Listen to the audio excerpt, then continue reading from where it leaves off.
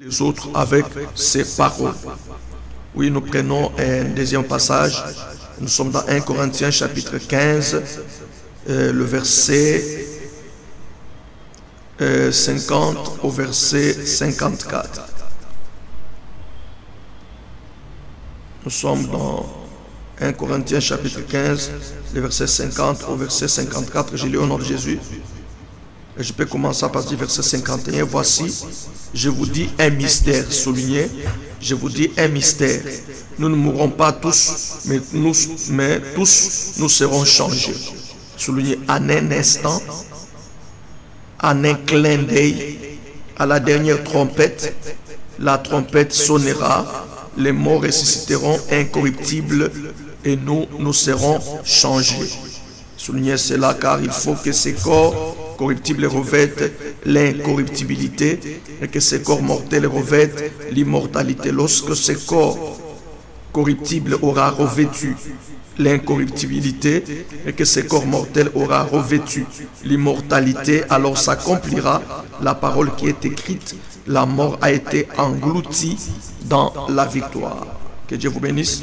Et nous terminons avec 1 Jean, le premier épître de Jean, chapitre 3e et le verset 2e.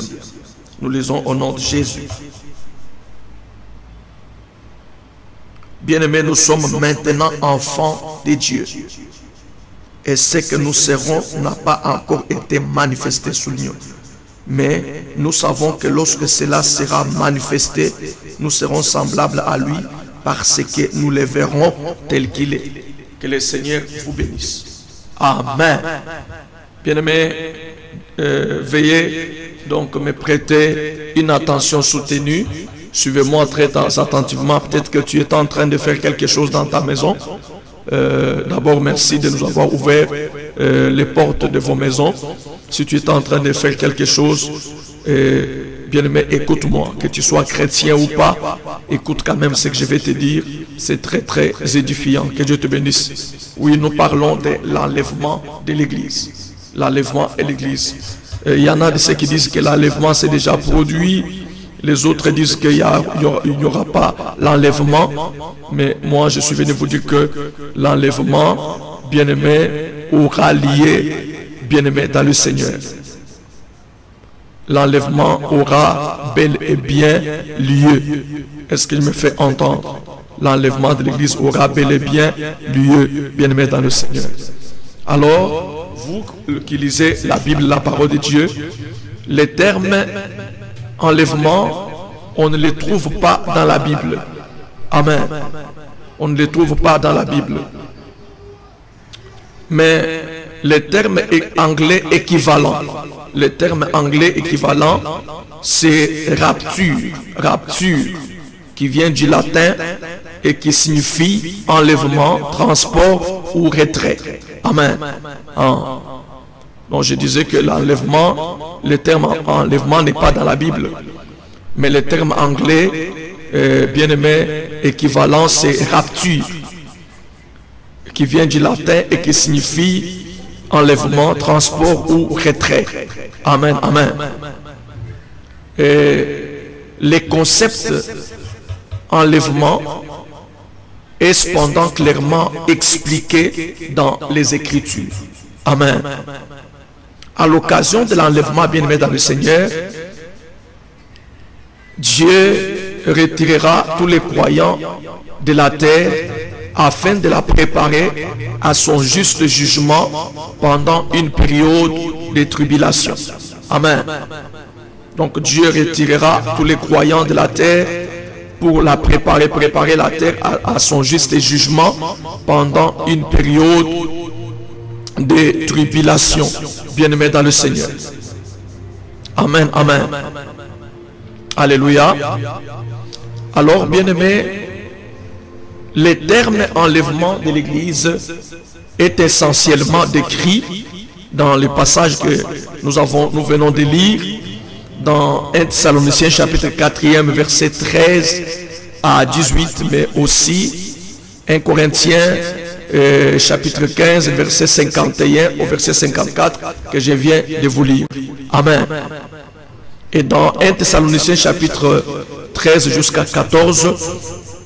Premièrement, on commence pour nous édifier que si nous croyons que Jésus-Christ est mort, nous devons aussi croire que Dieu ramènera par Jésus avec lui tous ceux qui sont morts. Amen.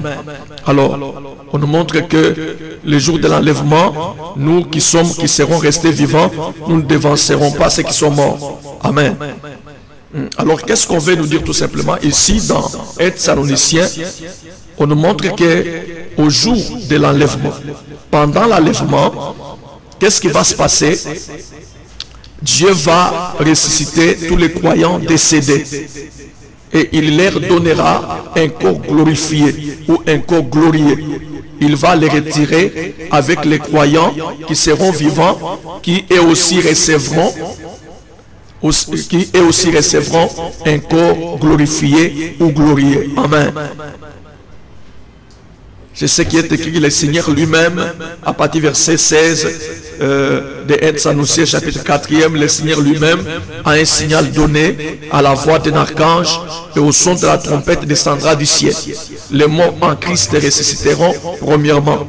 Et nous les vivants qui serons restés, nous serons ensemble enlevés avec eux sur des nuées à la rencontre du Seigneur dans les airs. Ainsi nous serons toujours avec le Seigneur. Amen, amen. Donc ça veut dire ici que ça dit que le jour de l'enlèvement, Dieu va d'abord, il va commencer par ressusciter tous les croyants décédés, c'est-à-dire que ceux qui étaient de vrais chrétiens, de vrais croyants, les chrétiens nés de nouveau, les chrétiens convertis, les chrétiens qui ont resté fidèles à Dieu et qui sont morts, et Dieu va commencer par le ressusciter. Il va ressusciter d'abord les croyants décédés et il leur donnera un corps glorifié, un corps glorieux. Amen, amen. Un corps comme celui de notre Maître Jésus-Christ. Un corps qui n'a pas besoin d'une porte. Un corps qui est capable de traverser le mur tel que vous le voyez. Un corps qui, quand tu penses qu'il n'aura pas besoin d'un passeport pour voyager, donc un corps terrible, tout ce que quand tu veux être quelque part déjà tu penses, tu vas te retrouver là-bas. Amen, amen. Tu veux que tu sois habillé dans tel bel costume, tu te retrouves comme ça. Je ne parle pas des costumes de ce monde parce qu'il y a quelqu'un qui pense que ça sera. Donc c'est un corps terrible. Je ne sais pas, je n'ai pas les termes appropriés pour bien vous expliquer ce que sera exactement ces corps-là. Amen, amen. Et de même, tous les croyants qui seront vivants ces jours-là, et aussi, ils vont recevoir un corps glorifié. Amen, amen. Et ensemble, Dieu va nous retirer de la terre. Amen, amen. Alors, dans 1 Corinthiens chapitre 15, verset 51 au verset 54 que nous avons lu ici, là, on nous montre la nature instantanée de l'enlèvement et les corps glorieux que nous recevrons. Amen, amen. Et Paul dit que je vous annonce un mystère.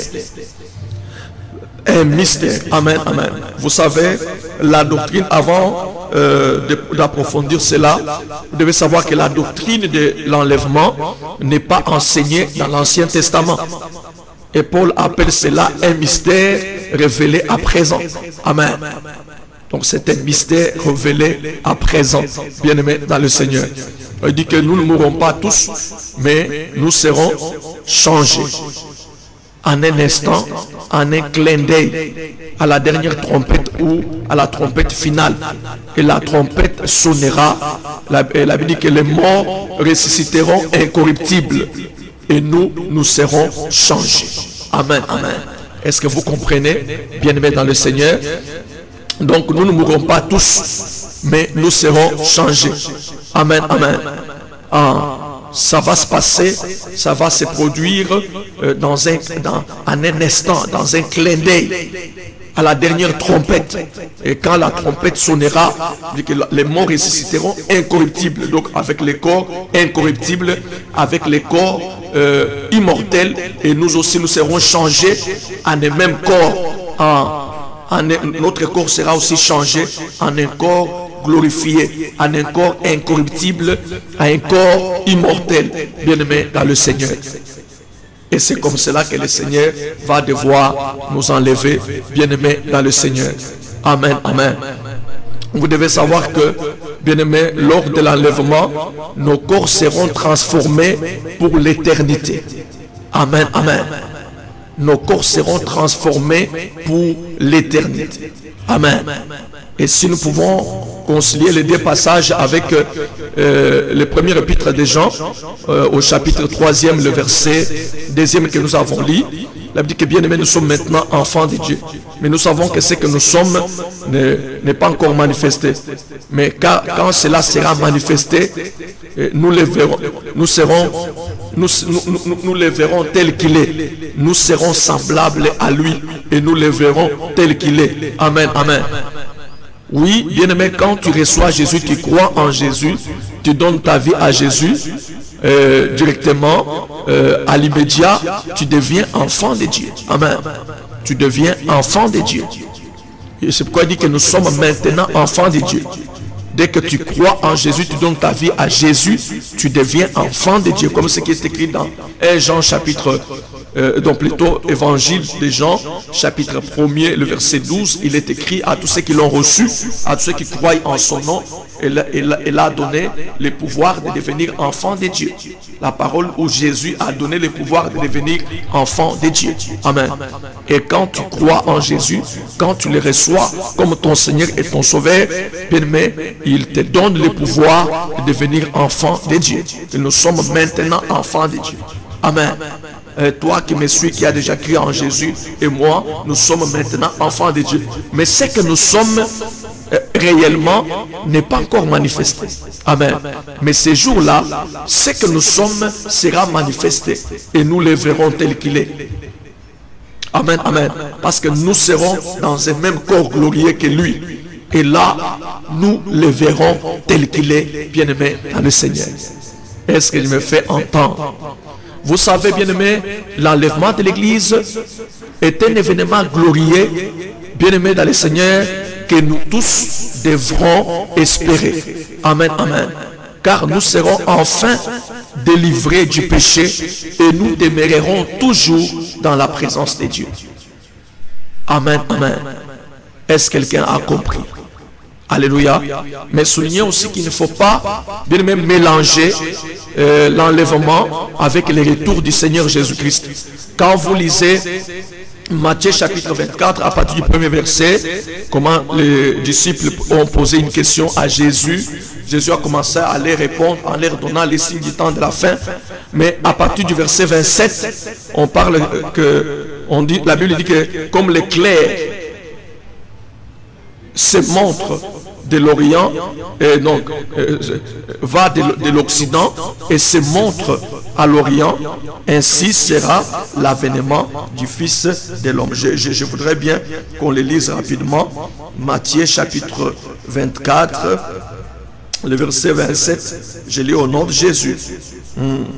Car comme l'éclair part de l'Orient et se montre jusqu'en Occident, ainsi sera l'avènement du Fils de l'homme. Amen, amen. Et là, l'avènement dont on nous parle ici, c'est l'enlèvement. Amen, amen. Donc c'est comme l'éclair qui part de l'Orient et se montre jusqu'en Occident.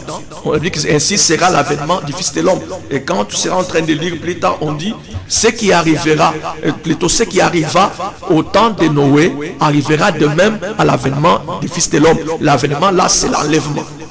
Que ce qui arriva au temps de Noé arrivera de même à l'avènement du Fils de l'homme. Donc les hommes étaient dans leurs activités quotidiennes. Ils mangeaient, ils buvaient, ils travaillaient, ils se mariaient, ils mariaient leurs filles. Amen. Les autres voyageaient jusqu'à ce que Noé entrait dans l'arche et Dieu a fermé l'arche. Une grosse pluie, bien-aimé, dénommée déluge, a frappé toute la terre. C'est le Noé et sa famille qui étaient dans l'arche, ils ont été épargnés. Mais le reste des hommes, des animaux, sauf les espèces que Noé avait fait entrer dans l'arche en couple. Mais le reste des animaux et les hommes, ils sont morts dans cette grosse pluie dénommée déluge, bien-aimé dans le Seigneur. Donc tu dois savoir que l'enlèvement ne se produira pas, ça ne sera pas un jour remarquable, ça ne sera pas un jour où tout le monde est avisé, ça va se produire, bien aimé dans le Seigneur, d'une manière, je peux dire, d'une manière brusque. Amen, amen. Donc personne ne s'y attendra. Amen. Et je me fais entendre. Il dit que non, il viendra comme un voleur. Et parce que il faut que vous sachiez que prophétiquement parlant, nous sommes au temps du soir. Nous sommes au temps du soir. Le matin, Dieu a marché avec Israël et nous sommes le peuple du soir. Amen, amen. Nous sommes le peuple du soir. Est-ce que je me fais entendre? Maintenant, la nuit, c'est considéré comme étant les jours de l'enlèvement et qu'il viendra comme un voleur. Vous savez, le voleur vient à l'heure où le maître de la maison ne s'entend pas. Est-ce que tu comprends? Il viendra de cette manière-là. Mais qu'est-ce que nous devons faire? Nous devons nous préparer.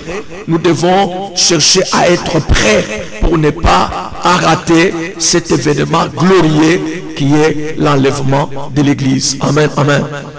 Alléluia.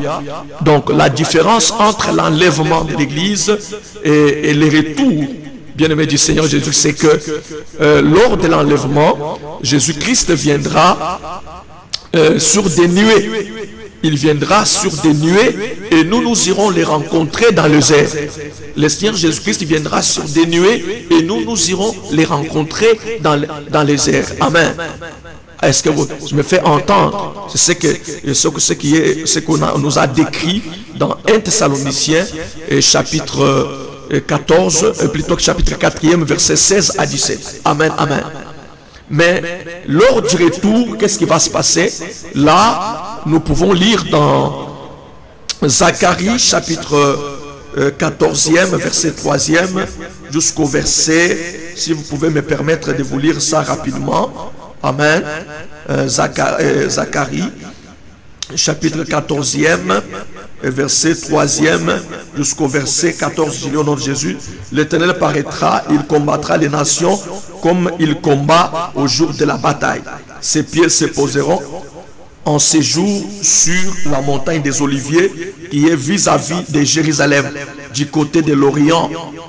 Et la montagne des Oliviers s'effondrera par le millier à l'Orient et à l'Occident. Il se formera une très grande vallée. Une moitié de la montagne reculera vers le septentrion et une moitié vers le midi. Amen. Alléluia. Donc, bien aimé, ici, lors du retour, le Seigneur Jésus-Christ descendra sur la montagne des Oliviers, selon cette prophétie de Zacharie, qui est en face de Jérusalem. Amen, amen. Et cela va provoquer le tremblement de terre et la défaite dans les camps de ses ennemis. Amen. C'est là qu'on dit que tout œil le verra. Amen, amen. Amen, amen. Et ses ennemis, bien aimés, se lamenteront ces jours-là. Donc maintenant dans l'enlèvement, il viendra sur des nuées. Nous irons les rencontrer dans les airs, bien-aimés dans le Seigneur. Amen, amen. Donc ça c'est une très très bonne nouvelle. L'enlèvement de cet événement très très glorieux. Bien-aimé, aujourd'hui tu t'enorgueillis dans ces corps corruptibles, dans ces corps mortels. Amen. Hier nous étions partis enterrer une grande servante de Dieu, vraiment la servante de Dieu Déborah, bien aimé dans le Seigneur. C'est pour vous dire que ce corps il est mortel, il peut mourir un jour, mais quand on meurt en Christ il y a une espérance. Et comprenez, on a très bien souligné ici ceux qui seront enlevés, les critères pour être enlevés. On parle premièrement des morts en Christ, ceux qui étaient morts en Christ, donc ceux qui avaient cru en Jésus, qui avaient donné leur vie en Jésus, ceux qui sont nés de nouveau, amen, amen, ceux qui ont marché avec le Seigneur jusqu'à leur mort, amen, amen. Et ceux-là, bien-aimés dans le Seigneur, quand la trompette va sonner, ils vont ressusciter incorruptibles, avec un corps incorruptible, immortel, avec un corps glorifié. Et maintenant, les vrais chrétiens qui seront vivants, pour les vivants, donc, c'est que tu dois être un véritable chrétien. Un chrétien converti, un chrétien né de nouveau, un chrétien digne de son nom. Pas un chrétien hypocrite comme nous le voyons aujourd'hui. Les gens qui sont un pied dedans, un pied dehors. Amen, amen. Les gens qui sont vraiment dans le monde. Ils font semblant de venir à l'église. Quand ils sont à l'église, ils apparaissent des chrétiens, mais à l'extérieur, ils ont d'autres comportements. Ils mènent n'importe quelle vie comme les gens normaux, plutôt les gens normaux. Et de tels chrétiens hypocrites, ils iront en enfer. Bien-aimé, j'avais entendu le passage où le prédicateur disait qu'aucun péché ne peut t'amener en enfer. Mais si tu es chrétien et que tu ne crains pas le Seigneur, tu ne marches pas conformément à la parole de Dieu, bien-aimé dans le Seigneur, tu risques de rater l'enlèvement ces jours-là. Amen, amen. Et quand tu rates l'enlèvement, à ce trait-là, il faudrait que quand l'Antichrist viendra, quand il voudra que tous les hommes poussent la douleur, que tu refuses que tu sois décapité pour que tu sois sauvé. Dans les cas contraires, ça sera, bien-aimé, une perte. Amen, amen. Donc, quand Jésus-Christ quand le retour de Jésus-Christ aura lieu, tu seras jugé et tu seras entraîné en enfer, là où seront Satan, ses démons et tous les hommes qui lui ont obéi, tous les hommes qui l'ont suivi. Amen, amen. Donc voilà, bien-aimés dans le Seigneur, c'est très important que vous puissiez connaître ces choses. Amen. Vous savez, quand vous regardez très bien les signes qu'on nous a donnés dans Matthieu chapitre 24, tous ces signes, nous les vivons déjà. Amen, amen. Que lorsque vous verrez l'abomination de la désolation entrer, même dans les lieux saints, que celui qui lit ça fasse attention. Nous sommes en train de voir tous ces signes, bien-aimés dans le Seigneur. Amen, amen. Donc nous devons faire très très attention. Mais aujourd'hui, nous parlons de la souffrance. Il y aura une souffrance terrible, une souffrance atroce. Amen, amen. Alors, Jésus-Christ, c'est pendant cette période de tribulation que le Seigneur Jésus-Christ va retirer son Église. Il va retirer son Église avant que le pire arrive. Parce qu'il y aura du pire sur la terre des hommes. Amen. Alors Jésus-Christ va retirer son Église. Il va ravir son Église. Amen, amen. Il va épargner l'Église au pire. Amen. Mais malheur à tous ceux qui vont rester. Parce que la souffrance que vous êtes en train de connaître aujourd'hui, peut-être que vous vous lamentez de partout où vous êtes. Ce n'est rien. Cette souffrance n'explique rien. Amen. Parce qu'il y aura une très très grande souffrance qui viendra. Amen. Malheur à tous ceux qui resteront.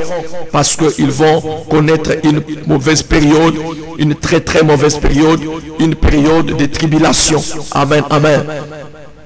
Est-ce que je me fais entendre? Ces choses ne sont pas juste des slogans. Ce n'est pas une manière de vous faire peur. Mais c'est la vérité. Amen. Notre Monsieur, que vous connaîtrez la vérité. Dieu créateur, dans son agenda, il a déjà prévu les temps, les jours, que ces choses vont s'accomplir. Amen, amen. Et toi qui n'as pas encore cru en Jésus, malheur à toi. Amen. On vous a dit qu'il ne faut pas croire en Jésus. Il est le Dieu de plan, toutes ces choses. Bien-aimés, il est temps de croire en Jésus. Le salut nous a été donné gratuitement. Je vous avais donné notre enseignement sur les 4 lois spirituelles la fois passée d'une manière brève. Et je vous avais dit que, bien-aimé, le salut, la solution de Dieu pour délivrer l'homme du péché, c'est Jésus. Il n'y a pas d'autre moyen pour être sauvé. Amen. Je vous avais dit que c'est seulement par la grâce et c'est seulement au moyen de la foi et en Christ seul que nous pouvons être sauvés. En dehors de Jésus, bien-aimé, dans le Seigneur, il n'y a point de salut. Est-ce qu'il me fait entendre? Bien-aimé, il est temps, toi qui n'as pas encore cru en Jésus, vous savez, nous nous battons pour les choses de ce monde. Je pense que c'est normal que quand nous sommes réveillés comme ça, chacun de nous, il est responsable, il a sa maison, il doit se battre, chercher subvenir aux besoins de sa famille. C'est bien bon.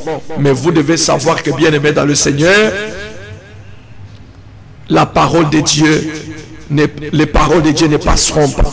Amen, amen. vous devez aussi préparer en même temps votre éternité. À ce que la période, l'enlèvement sera suivi. Amen. L'enlèvement, après l'enlèvement, il y aura une période de 1000 ans que nous devons passer. Amen, amen. Et là, Satan sera lié. Satan sera lié pour 1000 ans et nous aurons à passer toute une grande période de 1000 ans, bien aimé dans le Seigneur, en paix, parce que le diable sera lié. Amen, amen. Donc il y a tellement de choses meilleures que tu ne dois pas rater. Et tu ne dois pas seulement investir pour la chair. Amen. Tu dois investir aussi pour l'esprit. Tu dois travailler sur ton salut. Amen. Tu dois tout faire pour saisir les royaumes. Amen, amen. Et je me fais entendre. Donc, bien-aimés dans le Seigneur, je suis venu vous informer. Pour l'église, c'est un rappel parce que la mission de l'église, c'est de préparer l'épouse à la rencontre de l'époux. Amen, amen. Mais pour vous qui n'êtes pas de l'église, je vous informe ces choses. Et prenez-en garde, bien-aimés dans le Seigneur. Si tu étais loin de Dieu, il est temps de venir à Dieu, de venir à Jésus-Christ. Jésus-Christ, c'est le seul moyen pour nous réconcilier avec le Père, parce qu'à cause du péché, l'homme était séparé de Dieu. Amen, amen. L'homme était tombé d'entre les mains du diable. Amen. L'homme était séparé de Dieu. L'homme était mort spirituellement, il était perdu. Mais c'est en Jésus que nous sommes sauvés. Et en Jésus que nous avons la vie éternelle. C'est en Jésus seul que nous aurons la vie éternelle. Bien-aimés dans le Seigneur. Amen, amen. On dit bien les mots, pour être enlevé, il faut être en Christ. Il faut être un chrétien né de nouveau en Christ. Un chrétien ayant le Saint-Esprit. Amen. Ayant aussi le Saint-Esprit. Et je me fais entendre. Donc la télévision s'élève. Bien aimé, considérez cette information. Nous prions le Seigneur là où tu es.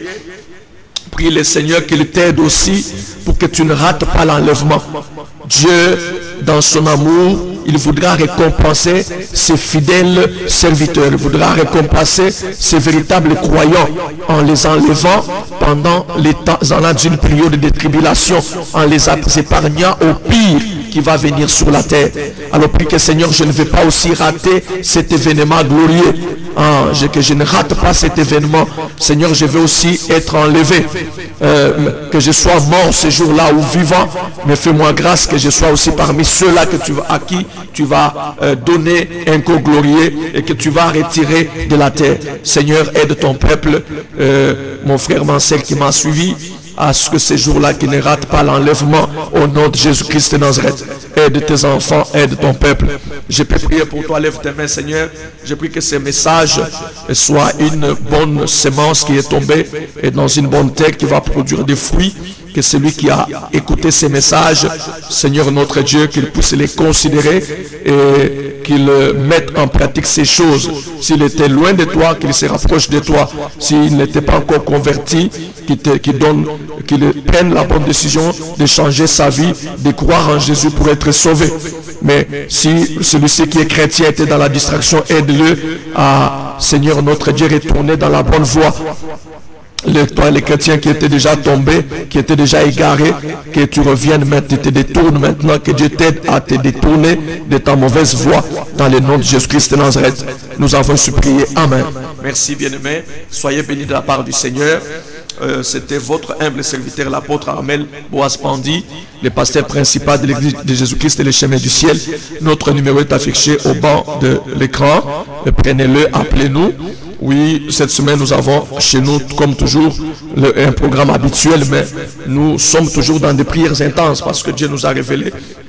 Il y aura tellement d'attaques pour cette fin d'année. On demande beaucoup de sacrifices. On veut que beaucoup de sang coule. Même au sein de notre pays, nous devons beaucoup prier. Bien aimé dans le Seigneur, parce que l'ennemi veut nous surprendre. Les ennemis du Congo ils en profitent pour nous surprendre. Bien-aimés, donc nous devons beaucoup prier le Seigneur pour cela. Prions pour nos familles, pour nos enfants, parce que l'esprit de mort est réel, bien-aimés dans le Seigneur. Oui, la mort est une évidence, mais nous refusons cette mort qui ne vient pas de Dieu, cette mort qui vient avant les temps prévus par Dieu. Nous prions chez nous mercredi, vendredi, 17h, 19h, dimanche, à partir de 10h jusqu'à 12h30. Amen. La semaine prochaine, nous commençons notre marathon de 21 jours. Amen, amen. Nous commençons le lundi de la semaine prochaine, notre marathon. Ça sera un temps fort de prière, de délivrance, de libération, de restauration, parce que nous sommes un ministère de délivrance et de restauration. Un centre missionnaire, le chemin du ciel. Que le Seigneur vous bénisse. Portez-vous bien. Nous attendons vos questions, vos suggestions. Nous serons toujours prêts à vous répondre. Que Dieu vous bénisse chez vous. Toi qui avais un problème, reçois la solution. Toi qui es malade, que la guérison entre dans ton corps. Au nom de Jésus-Christ de Nazareth, nous avons supplié. Amen. Que Dieu vous bénisse. Au prochain numéro, si l'enlèvement ne se produit pas, portez-vous bien chez vous. Ciao.